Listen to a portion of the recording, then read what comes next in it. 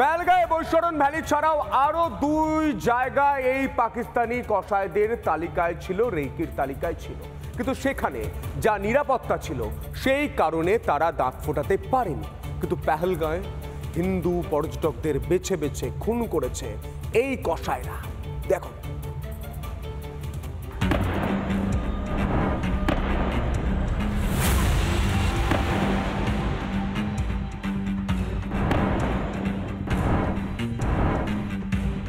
হিন্দু পর্যটকদের রক্তে রাঙা কাশ্মীরের সবুজ বাগিচা, পাইন বনে বর্বরচিত হামলার তদন্তে নেমে একের পর এক বিস্ফোরক তথ্য এনআইএর হাতে।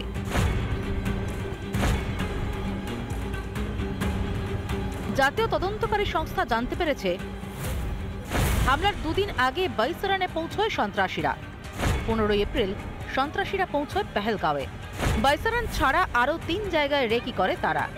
সন্ত্রাসীদের নিশানা ছিল ওই 3 জায়গাও। নিরাপত্তার কড়াকড়িতে সেই ছক বানচাল হয়ে যায়।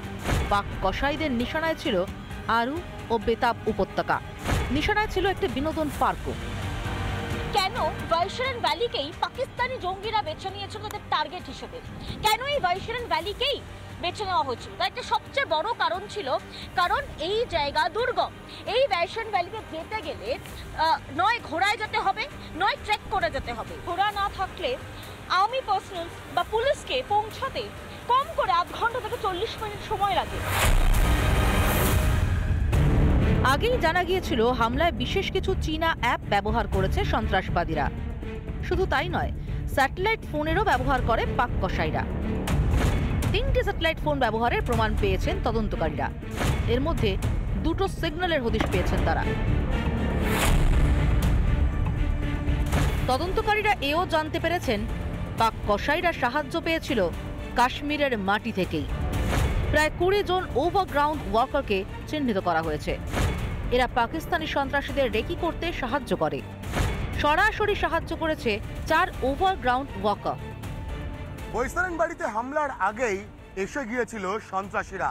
15 এপ্রিল পেহেলগাঁওতে পৌঁছে গিয়েছিল এই জঙ্গিরা এবং বৈশরণ ভ্যালিতে হামলার 2 দিন আগেই তারা বৈশরণ ভ্যালি সংলগ্ন এলাকায় পৌঁছে গিয়েছিল, এমনটাই খবর সূত্র মারফত সামনে আসছে।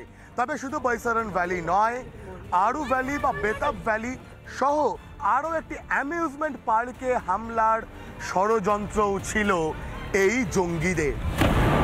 এছাড়া তদন্তকারীরা মনে করছেন পেহেলগাঁও হামলায় পাক সন্ত্রাসীদের সাহায্য করেছেন স্থানীয় সন্ত্রাসীরা। এমন 14 জন স্থানীয় সন্ত্রাসীকে চিহ্নিত করেছে এনআইএ। এদের সকলের বয়স 20 থেকে 40 বছরের মধ্যে। এই বেঈমানদের খোঁজ পেতে চলছে ধরপাকড়, জিজ্ঞাসাবাদ। তদন্তকারীদের নজরে পড়ে 2500 সন্দেহভাজনের উপর।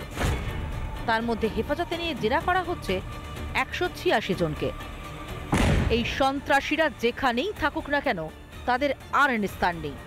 প্রতিটি রক্তবিন্দুর হিসেব নেবে ভারতের বীর সেনা। রিপাবলিক বাংলা। নানা ধরনের কন্টেন্ট দেখার জন্য লাইক করুন, শেয়ার করুন আমাদের ফেসবুক পেজ, সাবস্ক্রাইব করুন আমাদের ইউটিউব চ্যানেল। পাশাপাশি অন্যান্য ব্রেকিং নিউজের জন্য অবশ্যই চোখ রাখুন রিপাবলিক বাংলায়।